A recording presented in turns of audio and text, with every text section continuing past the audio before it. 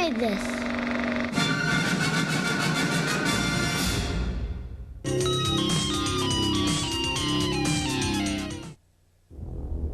Frightening, intense, intelligent, and funny. These are some of the words that critics and fans have used to describe the phenomenon known as the X-Files. Good evening. I'm Martin Landau, and I'm glad you could join me. Tonight, we'll take a look at how the X-Files has grown from a cult favorite to a hit TV show, and now a motion picture event. En la siguiente hora iremos tras las cámaras de la película más popular de la temporada. Action!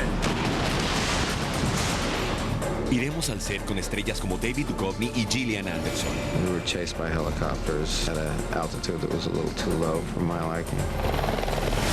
Conoceremos a su creador Chris Carter y a los responsables de traer los expedientes X a la pantalla grande. It was a big thrill, a big reward for everyone. Hablaremos con famosos fanáticos del programa. It appeals to a part of us as human beings. Además, conoceremos todo sobre la banda sonora y veremos una actuación especial de Sting y Oswald. Scully?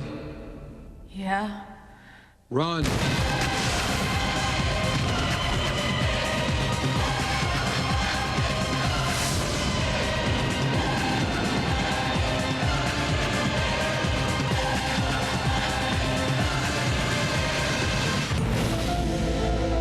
La verdad será revelada en este especial de la película Los Expedientes X.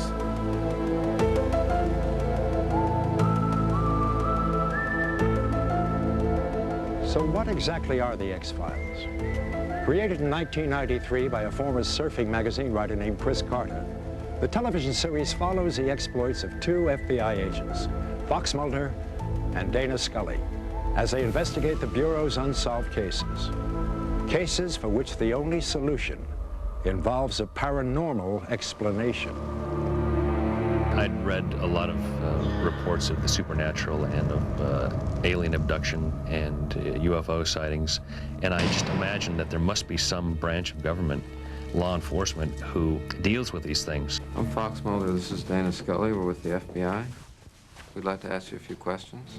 The premise of the X-Files is two FBI agents exploring the paranormal from two different biases. One, a skeptic, one, a believer. The reason you're here, Agent Scully, is we want you to assist Mulder on these X-Files. You will write field reports on your activities, making your reports exclusively to this group. Am I to understand that you want me to debunk the X-Files project, sir?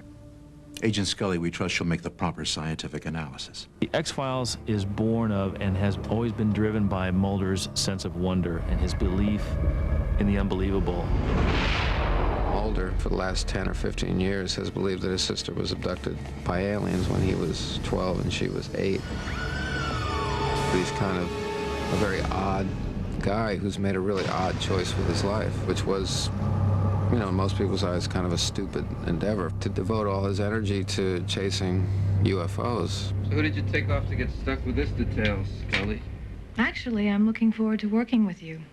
I've heard a lot about you. Oh, really? I was under the impression that you were sent to spy on me. The banter between Mulder and Scully is usually built around Mulder's taking them on a wild goose chase while Scully is looking for some proof or science to back it up. Mulder, look out! The evolution has just been the experiences.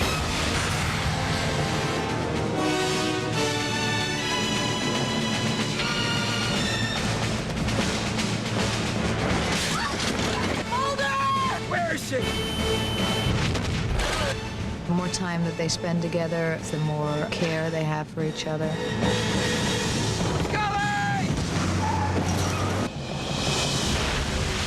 I believe that what we're looking for is in the X-Files. I'm more certain than ever that the truth is in there. June 1997, 4 years after the start of the series, filming began on the X-Files movie. To ensure the story remained a surprise, a certain amount of secrecy was necessary. can I set up the plot for the movie? I suppose, if I don't want to live any longer. I guess that's hard to do without giving away the plot. I don't know, I just feel a little uneasy about saying anything. I have no idea how much is too much, because you tell me you're my friend, but... That would spoil it for you. You know, we'll go and see it. I'll go with you. You know, that really might be a better question for Chris Carter. To keep the 5th season of the show interesting and mysterious and a surprise, you had to protect what was the conclusion of all those episodes. So we had a problem that most people don't have. When you have a movie, everyone tries to protect the secrecy. We had to do it for not just a movie, but for about 20 episodes of a television series. There is an active movement on the internet, people who call themselves spoilers, who would like nothing better than to find the story first and spread it. So there were certain precautions taken. The script was printed on red paper, so it couldn't be Xeroxed. There was disinformation leaked all year long, and there was an ending that wasn't written until actually just a few weeks ago. I think there are a lot of people out there who don't want it spoiled for them, so I'm trying to protect those people who would like to go to this movie and see it as a surprise. So what does the actual story of the X-Files movie involve? Well, now that we're only days away from the opening, we can finally reveal a quick sneak preview.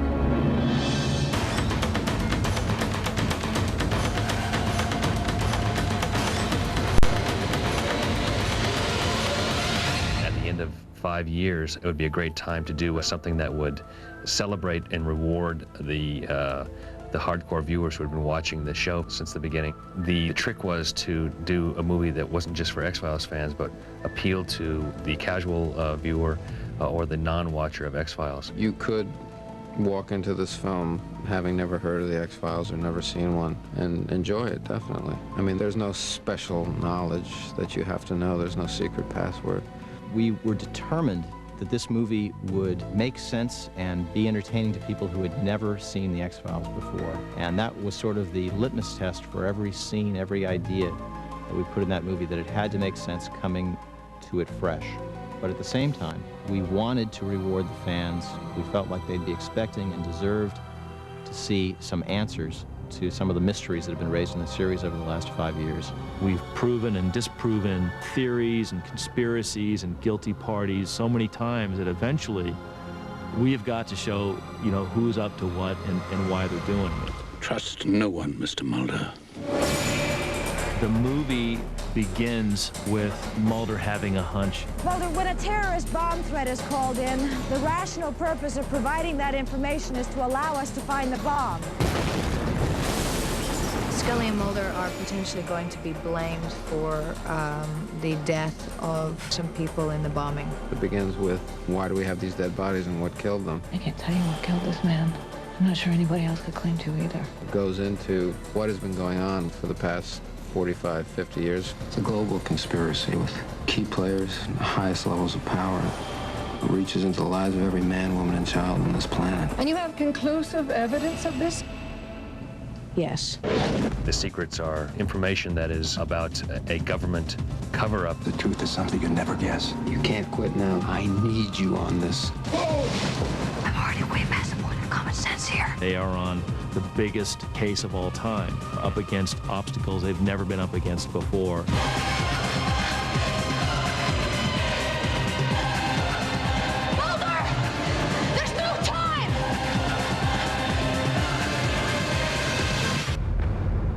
For little green man. A continuación veremos el fenómeno de los expedientes X a través de los ojos de famosos admiradores. And how do I fit into the X-Files? I'd like to reveal, but if I did, well, you know. I can, however, offer this exclusive clip as a clue.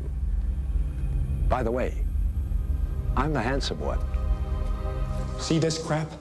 Somebody knows I'm talking to you. Not according to the men in blue. Oh, what is it this time? Kiddie porn again? Sexual battery of a patient? They want to discredit you for what? Because I'm a dangerous man, because I know too much about the truth. Now that end-of-the-world apocalyptic garbage, you write? You know my work? I was right about Dallas, wasn't I? How were you right? Are you familiar with the antivirus, Agent Mulder? Yeah, it was a deadly virus spread by field mice in the southwestern United States several years ago. According to the newspaper, FEMA was called out to manage an outbreak of the hantavirus. Are you familiar with what the Federal Emergency Management Agency's real power is? FEMA allows the White House to suspend constitutional government upon declaration of a national emergency. Think about that. What is an agency with such broad sweeping power doing managing a small viral outbreak in suburban Texas? You're saying it wasn't such a small outbreak? No. I'm saying it wasn't the hantavirus. Since its debut 5 years ago, The X-Files has risen steadily from a cult favorite to a top 10 hit, drawing 30 million viewers. We asked the show's diehard fans, many of whom you may recognize, to explain why the show has captured their imaginations.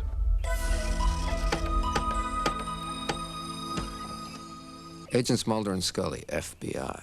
My son got married last week, and on his wedding night, he invited everybody up to watch the last episode of the season of The X-Files. We're all sitting around his hotel room, craning over each other's shoulders to see what's going on. The stories are really written well. The stories are really believable. The truth I've been searching for, the truth is in you.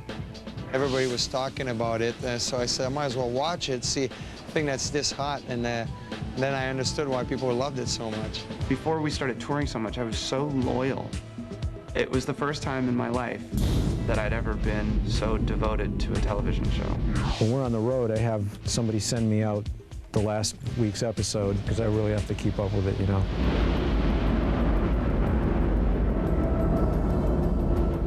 It became sort of a cult thing within my circle of friends, so it was a water cooler show for us. The production value is like a movie, and it's every week. It's like seeing a different movie. It kind of goes back to the core of the show, why it's believable and people don't get tired of it. It's because they don't just cave into convention. I like the whole controversy, government is really trying to screw the people all the time kind of thing, because, you know, I feel that way anyway. I need to know what happened. It was staged. To test a classified military project or to cover it up. Don't wrap it up in a neat package for me, and I'll follow you around, you know, the rest of the world. We have a new alliance to be made. Side with the resistance. Sure, sir. They'll squash us as they do then. We must turn the rebel over. But first, wait till we know the vaccine works. I loved it from the first thing that I saw, and I got in touch with Chris Carter, and I had come up with an idea for a story about a little girl and her spooky doll. My favorite episode is a vacuum cleaner salesman, a door-to-door guy that claims to have kidnapped Fox's sister when they were both young. What do you know about my sister? You bring me my hearts, and maybe I'll tell you more. I dig cigarette smoking guy. You like that guy? Yeah. He's the deep throat. He's the Woodward and Bernstein. That's what we call him. What would you like me to do? Shoot him dead? Splatter his brains? Just keeps killing everybody, every world leader, and then he ends up killing aliens, and then he ends up trying to write a book about it, and it ends up with some tabloid, and his whole life is crushed. This isn't the ending that I wrote. It's all wrong. Kelly, look at this. Chris had actually asked me to do it, and I didn't do it, but after I saw the episode, I wished I had. But I thought it was great. It appeals to a part of us as human beings, you know, whatever country is watching it. ¿En qué trabajas? He encontrado esto en el correo de mi ordenador, 3 necrológicas. ほら見ろよ。意外な助っ人だ。Je crois que tu n'as pas eu le temps de digérer tes épreuves récentes. Tout va bien. Wir wissen also nicht, dass er mal beim FBI war und behauptet, von Außerirdischen entführt worden zu sein.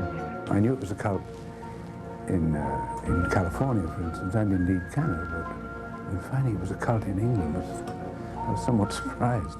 The doorman in Milan wants my autograph. You know, you go, oh my God, you know. FBI. FBI.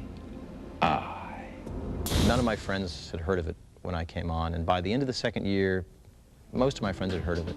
And they started doing fan conventions, and that's when I started to get a sense of what this was like. Having done conventions and having gone to Europe and done publicity, it's pretty amazing, very gratifying, sometimes a little overwhelming.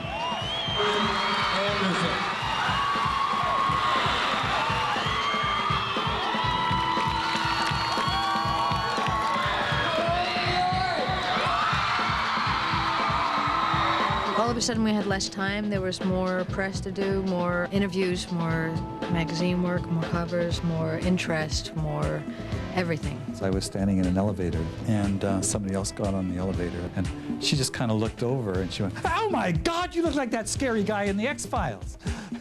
And then when I said I was the scary guy in the X-Files, then she was delighted. My agent phones me up and says, "They want you back in the X-Files as the same guys." So, all right, I don't have to audition.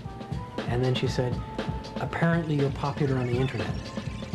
We all couldn't have asked for a better reception than what we have received. I think one of the things that we've avoided is actually trying to satisfy what people say they want. Instead, we've been doing what we want to do, and the byproduct has been that they've been satisfied. It's amazing. To this day, Chris Carter says it still feels like a dream. Aliens and government cover-ups, the unknown and the unknowable. What are the basic human fears and curiosities that audiences relate to in the X-Files? You can deny all the things I've seen, all the things I've discovered, but not for much longer, because too many others know what's happening out there. The idea of a conspiracy, which goes back to the Boston Tea Party in a sense, is ingrained in the public psyche. The biggest lie of all. History has proven recently and not so recently that the government does hold secrets from the public.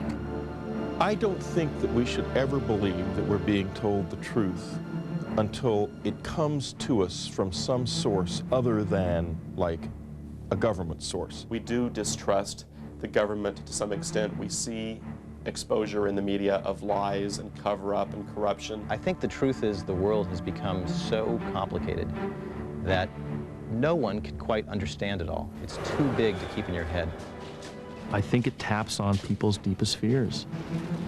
Whether or not we're being treated fairly, or can we trust our local politicians? Can we trust the fact that the IRS is treating us properly? This is stuff that is alive and kicking in it. So what you're saying, Agent Scully, is we're being cataloged, tagged, and inventoried? By who? I don't know, but it would have to be a government agency. We're talking about a dark network, a government within a government, controlling our every move. Spread your legs. Where are the files? Business and government and medicine, all are probably too powerful and too big for the average person to deal with. If you look at paranoid psychopathology, the history of it, it always finds what is the newest technological advance to be part of paranoia. It looks like a computer chip. With paranoia, there's also the belief that somewhere out there, there is a complete truth that can be understood. I mean, paranoia is basically the belief that everything is connected in some way. I think that's why conspiracy theories are so fascinating to us, because they seem to offer the promise of insight, which is what everyone's hungry for. We want to understand what's going on around us. It's not just about aliens, and it's not just about spaceships and UFOs. It plays to our sense of the supernatural, of the spiritual, of the unseeable world, and that appeals, I think, to everyone on some level. What people want are clear answers. They want that magic key that I see. That's it. That's why all this is happening. If you were to substitute God for our little phrase, "the truth is out there," I think that it would fit real nicely. A program like The X-Files does a great service, even though I know they say it's fiction. In fact, they may not even know how much it's based on fact. Sort of the dark secret that covers up is that if that stuff were all true, it would actually be less scary than where we really are. It's almost like there's a part of us that we're alienated from, that we don't know about. Like in psychotherapy, you go into these deep parts of yourself that you never knew existed. Tonight, we have a new enemy. So it's interesting that we see aliens out there, but a lot of the alien stuff is within us. What we're really afraid of now is that we are becoming post-human Earth is the alien planet, and we are the alien.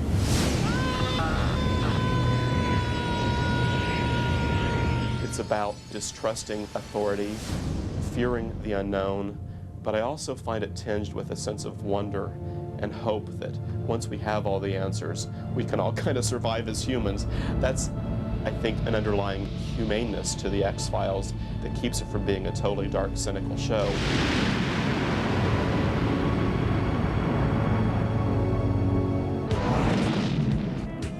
A continuación, tras las cámaras con David Duchovny y Gillian Anderson en este especial de la película Los Expedientes X.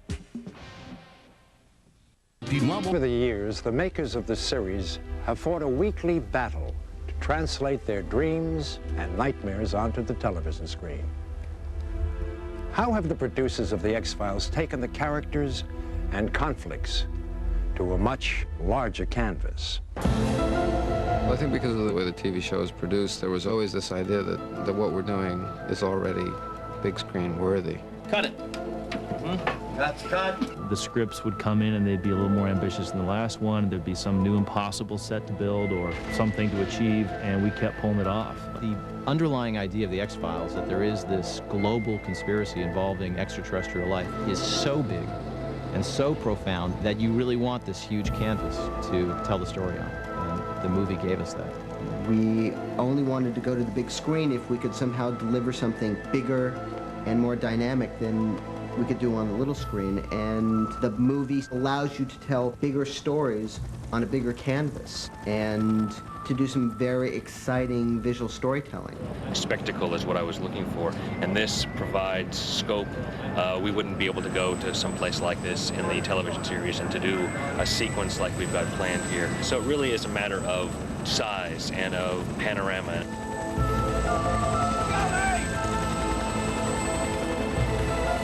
The movie is made up by many elements. One of those is Chris's script and the vision that Chris set forth 5 years ago. Chris and the show have evolved and gotten much more sophisticated and much better as we've gone on. Being the creator of the series and of these characters and of this film, he knows how he wants everything to feel, and the importance of every moment in the big scheme of things. I wanted to exploit the visual tapestry that I thought that Chris and I were capable of. And he wrote this script knowing that I was going to direct it. And he wrote it right to my strengths. When Scully gets this mark, when she first stops, put her on frame left. Okay. Because that'll propose, yes. Okay. And then when she swings, you can make your shift. Make sense? Yes. As an actor, you know, it's very easy for me to relate to Rob because I've been doing it for almost 4 years now. I mean, we have a shorthand. He understands the way I work, and I understand the way he works. Okay, in this scene, I want you to imagine you're going to lose, right, sir? All right, we're going to give you a moment. Okay, you there? I need a moment. Okay, you there? Think of the POV. Okay, let's go. He knows exactly what a scene needs. He really knows how to work with actors, and he can get very specific about what needs to be shifted within a scene to help us get to where we need to be. Jillian, when the front wheels hit, that's a good time to brace, because that's when it shakes the camera a lot. Looks good. I can literally look at Jillian and the way I say her name, she'll say, got it, I know what you want. David will say, have you got it? And I said, you know, I need one more, and he'll know exactly why I need one more. That allowed us more takes. It allowed us to get a little bit more done every day, and allows, I thought, to explore the characters just a little bit further. The first time I saw David and Gillian on a movie screen, they came on screen, and I was kind of startled. I had never seen them proportionally huge compared to what I'm used to seeing them. And there was a moment where I sort of had to shake myself, and then I looked at them and realized that they're going to, you know, be on the big screen, and they're going to be movie stars, and they've filled those bigger shoes, if you will, every bit as one might have hoped that they would. This is weird, Mulder. Very weird. With a bigger screen comes a bigger experience. With this broader palette, the makers of the X-Files movie had the freedom to attempt more sophisticated action sequences and stunts, many of which stars David Duchovny and Gillian Anderson performed themselves. Fans of the show will be familiar with the kind of obstacles that Mulder and Scully run into. what is called upon us is more heightened than you usually find in a series.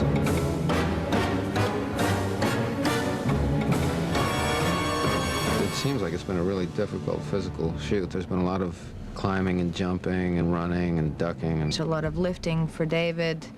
There's a lot of falling for me. And bruises and bangs and soreness and lack of sleep and all-nighters and the Mojave Desert and, you know, freezing sound stages. It's completely human unfriendly. In the middle of June, you're in the sound stage, it's 29 degrees, you walk outside, it's 104 degrees. The crew is dropping like flies, they can't. They gotta be there every day. When it's on the big screen, it's on a big screen. You have to go in fearless. Cut! David, are you okay? I got blood blisters all over my hands. See that? I've never seen David or Jillian work harder, I can tell you that. Action camera. Bring on the chopper. Chopper, chopper, chopper, chopper, chopper. We were chased by helicopters at an altitude that was a little too low for my liking, or at least my hair's liking. Mulder and Scully are being chased by helicopters. They're running away from an area where they shouldn't have been. So they're in cornfields which are dark, and the helicopters have got searchlights trying to find them. To create a believable action sequence, you have to tie the actors, the principals, into the action in some way. And if you use stunt doubles, you can't quite do that, and it brings the audience into the picture in a way that I've always felt is important on the X-Files. Luckily, I've got Dave and Jillian, who are both young and athletic, and also are game. They really like to get in and do this stuff. You ready? Yeah. Camo. Camo. Let's go. You need not act in a scene like that. You know, it's loud and it's scary and it's windy and you're screaming, and, you know, that's all you have to do is actually just exist in that moment. So it takes care of like any other acting that you had to do. Basically, you're just trying to survive. Where'd they go? What was exciting about it was the intensity of it, and knowing that there are 3, 4, 5, 6 cameras rolling at one time, getting different angles, different aspects of what's happening. A continuación veremos los efectos especiales de los Expedientes X. Dealing with the paranormal, the X-Files is often reliant upon visual effects to bring many of the writers' stories to life. For the movie, numerous effect sequences have been created to enhance the theater-going experience.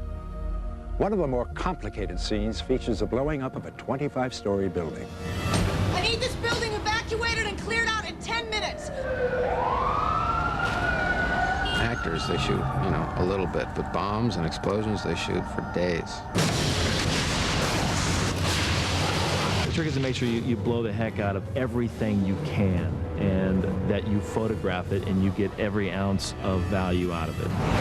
We're creating an explosion as if our bad guy has put in several hundred pounds or 1,000 pounds of a high explosive in this building. What will happen is when we initiate it, these will all be covered in debris, desks or whatever. You can see some desks here that will be coming out the windows, etc. There'll be a gas ball coming out, fireball coming out, approximately 40 or 50 feet, and then there'll be a dust cloud that comes out and follows it out. And we do have a stunt car that'll come around the corner, and then when we hit the impact, we have the car rigged so it looks like they received the shockwave, and it'll actually raise up the back end of the car. It'll blow out the back window.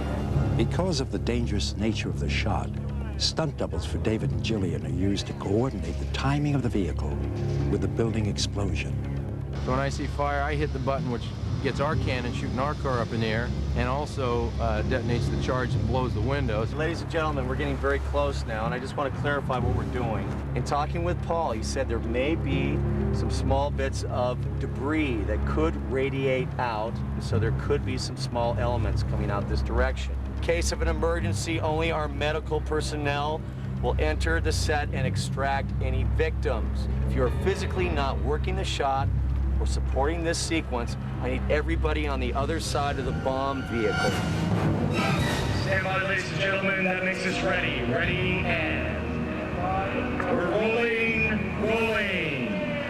Speed, action!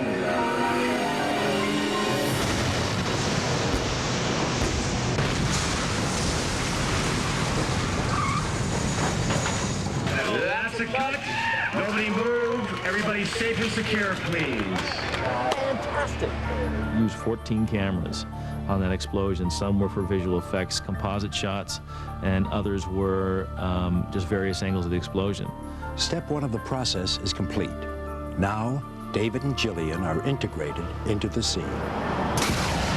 We're trying to create an interior shot of our heroes as the explosion occurs. So our test here is to create a fire cloud in the back as if it were the building blowing up so that it ties into our shot. Fire test, here we go. 3, 2, 1. You know, they're kind of like amusement park rides when you do scenes like that, because, you know, they've got the car up on hydraulics, and I always say let's shoot the first take, because, you know, they want you to get used to the movement, but I don't want to be used to the movement, because, you know, if God forbid you're ever around a bomb that explodes, you don't get to say that. You know, can you just explode in my face so I can get used to what it's like? So, you know, you want that kind of first experience.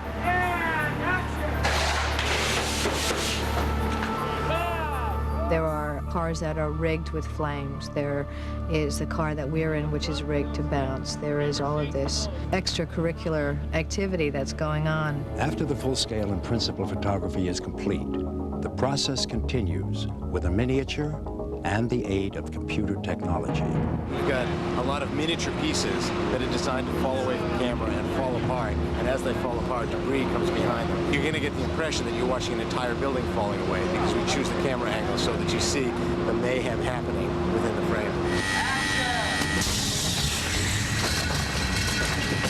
A lot of the things that we'll do further on in the process involves compositing of different elements. We're going to take the miniature that we see here, bring it into the computer, and get rid of all the blue that you see surrounding the miniature, and combine it with research photography, and actually take this building out of Los Angeles and place it in Texas. We're putting a lot of pieces together, and they're coming from 4 or 5 different directions. But we're combining them to make it look like they all happened at the same moment, and that it was a really spectacular explosion.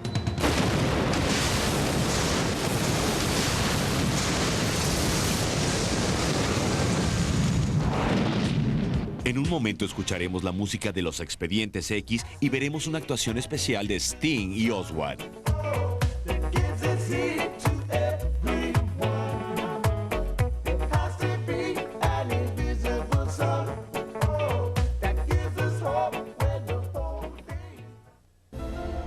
One of the signatures of the X-Files is its distinctive theme music. For the movie album, X-Files composer Mark Snow reworked the theme by teaming up with the Dust Brothers, the producing team known for their work with Beck and the Rolling Stones. I sent the Dust Brothers the TV theme, each individual part of it, and they are doing their thing to it.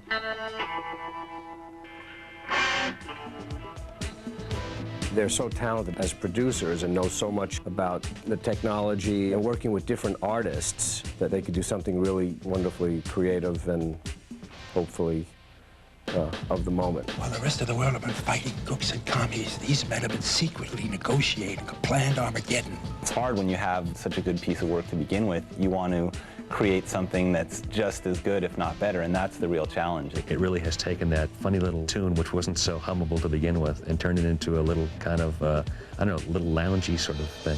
Okay, here we go. A little more. And 1, 2, 3. That's really a gas here because there's going to be an 85-piece orchestra playing the film score. So this is the first time when that theme has sort of grown and become musical. It was really interesting to see Mark finally, instead of sitting in his studio with his synthesizer, to be up in front of that 85-piece orchestra conducting them, and it just blew me away. The movie does things that the TV show can't in terms of scope and size and bigness. Hold on, Mulder. I'm gonna get you out of there. What the music is doing is giving you the subtext or the emotional guide track through the movie. Whatever you told them in there, Scully, you don't have to protect me. All I told him was the truth. They're trying to divide us on this, and we can't let them. Mulder, they have divided us. Chris Carter wanted very minimal approach, not much melody whatsoever, just ambient, atmospheric sound design, and he wanted a lot of it. And so we talked about how the music would not be melodic and how it would be atmospheric and discordant and minor key stuff. Some of what I call the cliche X-File electronic sounds mixed in with this big orchestra, it gives it this great sense of scope and grandeur and bigness that everyone is trying to achieve. It does sound like a great big movie, and it's romantic, and it's exciting, and it's thrilling, and it's epic, and it's intimate, and we did it. Appreciate it. Early in the film, Agent Mulder refers to a classic Three Dog Night song from the early 70s. Looks like 86 is your lucky number. You know, 1 is the loneliest number. For the X-Files album, 1 has been reinterpreted by Filter. It is one of a number of songs on an album inspired by the X-Files and the characters of Mulder and Scully.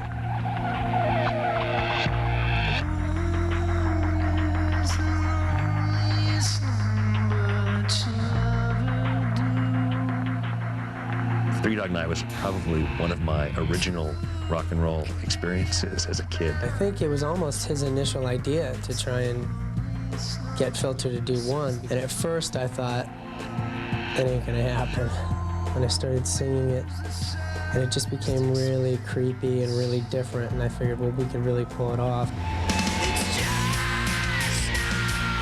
The concept of the video is very strange. It's kind of looking like an X-Files episode, but with a total twist.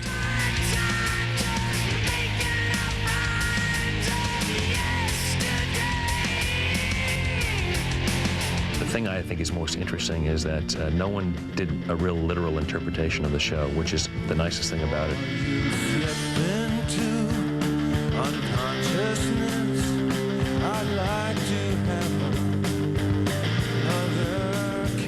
Chris Carter is a big fan of The Doors and a big fan of X, and the show is called The X-Files, and they're making a movie called The X-Files, and they're using a lot of rock and roll, so it was only a natural for him to say, hey, let's get an X song in there.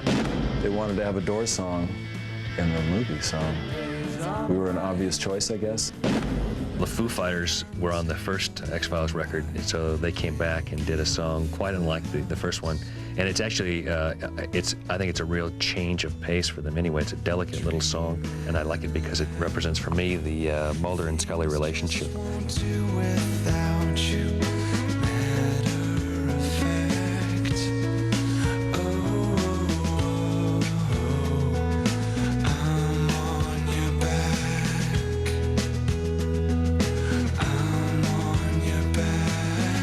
Having this sci-fi thing in common, where the name of the band Foo Fighters is a slang term for UFOs. And when there was talk of the movie and the soundtrack for the movie, we just ended up getting back together again and giving a track. Everybody's got their own take on it, and it really is, for me, something special. I'm the hunter. I'll bring back the goods, but I don't know when. I had no idea that Chris was even really actively involved in choosing bands or asking for certain bands, so it's actually kind of flattering. Yeah, we're big fans, so Yeah. it was kind of a cool thing that it happened the way it did, and we were really honored. When we found out that this, a big motion picture coming out, and Chris liked the song, it was exciting. I think that's the fun part, is seeing what inspired each individual artist as they did a song that was an homage to Mulder and Scully. Now, we have the premiere performance of one of the tracks on the X-Files album. From London, here is Sting with the band Oswald as they perform a new rendition of the Police classic, Invisible Sun.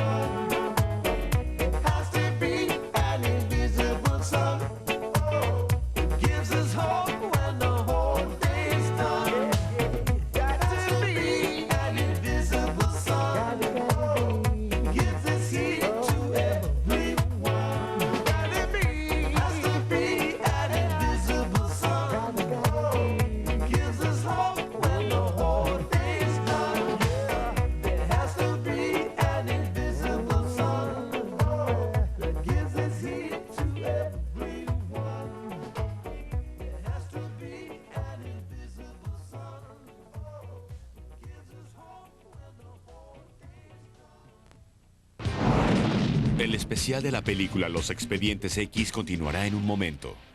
What can you expect when you see the X-Files on the big screen? Some questions answered, some new questions posed, or perhaps a chance to experience the thrill that millions tune in for each week, multiplied by X. For the regular X-Files audience, they'll be able to see what they know and they love and they trust and have a really good and exciting time. We're finally going to give the fans the answer they've been waiting for, and we're going to give the non-fans the coolest story of the summer. Scully. Scully, I found the bomb. I think it will stand apart. I don't think it's trying to be like anything else. It's trying to be like what we've been the last 5 years, but on a scale that people have never seen before. It's a movie. It's got to look good on a big screen. You got to feel good about paying your $8. The impossible scenario that we never planned for? Well, we better come up with a plan. Just got some great special effects, but like the series, the special effects are not the reason to go, or not the reason for the picture. They are in service to, I think, a really good story. Thank you for joining me for the X-Files movie special. Soon, the truth will be revealed in a movie theater near you. I'm Martin Landau. Good night.